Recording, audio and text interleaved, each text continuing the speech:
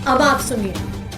अब मैं आपको एक ऐसा फैक्ट बताने वाली हूं जिससे आपके रोंगटे खड़े हो जाएंगे। देश के सामने ये बात आ गई है कि यहां पे घोटाले की जांच नहीं हो रही है, ईडी की इस जांच में ही घोटाला है। आज मैं ईडी से पूछना चाहती हूं, मेरा पहला सवाल ईडी से, कि ये ऑडियो रिकॉर्डिंग्स डिलीट करके ईडी किसको बचाना चाहती है। और आज जो मैं खुलासा करने जा रही हूं वो आपको यह दिखा देगा कि ये सारी स्टेटमेंट्स फर्जी हैं।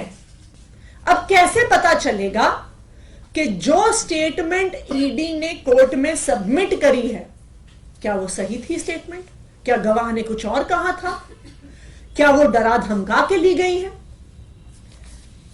इस देश में पुलिस के द्वारा, इन्वेस्टिगेटिंग एजेंसीज के द्वारा इस प्रकार का डराना धमकाना रोकने के लिए 2020 में सुप्रीम कोर्ट ने एक ऑर्डर दिया था।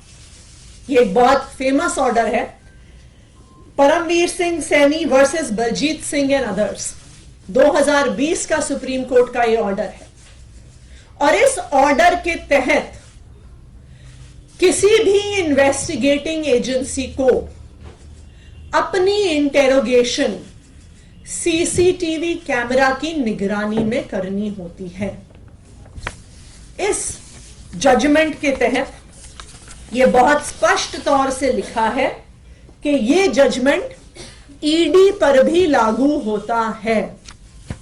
ना सिर्फ इतना, इस ऑर्डर में यह भी साफ तौर पर लिखा है कि सीसीटीवी कैमरा की फुटेज सिर्फ वीडियो फुटेज नहीं हो सकती है। इसमें लिखा है CCTV cameras that have to be installed must necessarily consist of audio as well as video footage. यह सुप्रीम कोर्ट का आदेश है। क्यों? क्योंकि अगर ऑडियो और वीडियो फुटेज नहीं होगी तो यह सबूत नहीं बचेगा कि क्या किसी विटनेस को डराया गया, क्या किसी विटनेस को धमकाया गया। जो विटनेस ने बोला और जो कागज में लिखा गया, क्या वो एक ही चीज है या वो अलग अलग चीज है। इसीलिए सुप्रीम कोर्ट ने यह आदेश दिया।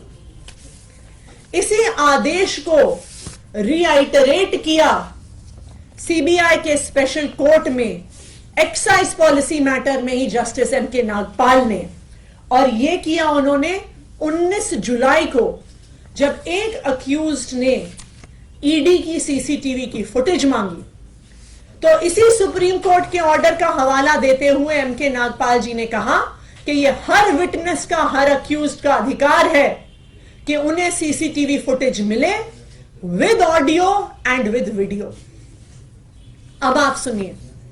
अब मैं आपको एक ऐसा फैक्ट बताने वाली हूं जिससे आपके रोंगटे खड़े हो जाएंगे। जब एक अक्यूज्ड ने कुछ दिन पहले कोर्ट में एप्लीकेशन डाली और कहा कि मुझे सीसीटीवी फुटेज चाहिए, तो क्या हुआ? उन्होंने एप्लीकेशन क्यों डाली? क्योंकि उनका, जो ये अक्यूज्ड थे, एक सरकारी गवाह से ईडी में आमना सामना करवाया गया। उस आमने सामने में सवाल जवाब हुए, स्टेटमेंट्स दी गई, अक्यूज्ड द्वारा दी गई, सरकारी गवाह द्वारा दी गई। इस पूरी प्रक्रिया में उस कमरे में एक सीसीटीवी कैमरा लगा हुआ था। यह पूरी प्रक्रिया सीसीटीवी कैमरा की निगरानी में हुई।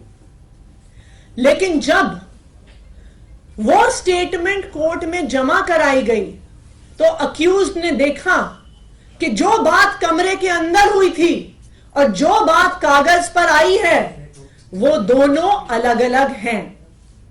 और इसीलिए इस केस के उस अक्यूज्ड ने सीसीटीवी फुटेज के लिए एप्लीकेशन डाली। और आपको पता है, जब ईडी ने वो फुटेज दी तो उन्होंने उस फुटेज का ऑडियो डिलीट कर दिया।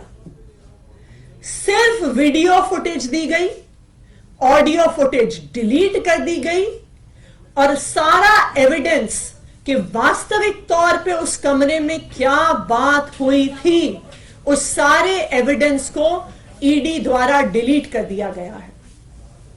और ना सिर्फ उस एक मैटर में, आम आदमी पार्टी के पास विश्वसनीय सूत्रों से यह खबर है कि जब से ये एक्साइज पॉलिसी का इन्वेस्टिगेशन शुरू हुआ है, पिछले 1.5 साल की सारी इंटेरोगेशन, सारे सवाल जवाब जो हुए हैं ईडी में, सबकी ऑडियो फुटेज को डिलीट कर दिया गया है इन्फोर्समेंट डायरेक्टोरेट द्वारा, ईडी द्वारा। ये क्या दिखाता है कि जो एक तो रिकवरी नहीं हुई, सबूत नहीं मिला, और जो स्टेटमेंट्स थी, जो एकमात्र आधार थी ईडी के केस का, वो सारी स्टेटमेंट्स भी फर्जी हैं। क्योंकि अगर स्टेटमेंट फर्जी नहीं होती तो आपको ऑडियो डिलीट करने की क्या जरूरत थी।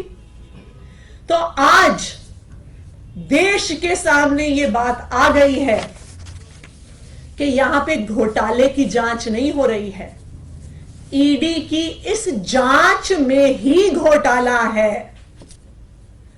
आज मैं ईडी से पूछना चाहती हूं, मेरा पहला सवाल ईडी से, कि ये ऑडियो रिकॉर्डिंग्स डिलीट करके ईडी किसको बचाना चाहती है? ईडी क्या छुपाना चाहती है जिसकी वजह से उन्होंने पिछले 1.5 साल की सारी ऑडियो रिकॉर्डिंग्स डिलीट कर दी हैं? मेरा ईडी से दूसरा सवाल कि आप देश के सामने, आप कोर्ट के सामने पूरी डिटेल्स रखिए कि पिछले 1.5 साल में आपने जितनी इंटेरोगेशन करी है, जितने सवाल जवाब करे हैं, उनमें से कितनी इंटेरोगेशन और सवाल जवाब के ऑडियो आपके पास आज मौजूद हैं। अगर ईडी ऑडियो रिकॉर्डिंग्स कोर्ट के सामने, देश के सामने नहीं रख पाती है, तो इस इन्वेस्टिगेशन का सारा दूध का दूध, पानी का पानी हो गया कि ना पैसे की रिकवरी, ना सबूत, और ना ही स्टेटमेंट्स का कोई भी सबूत कि वास्तविक तौर पे विटनेसेस ने क्या कहा है।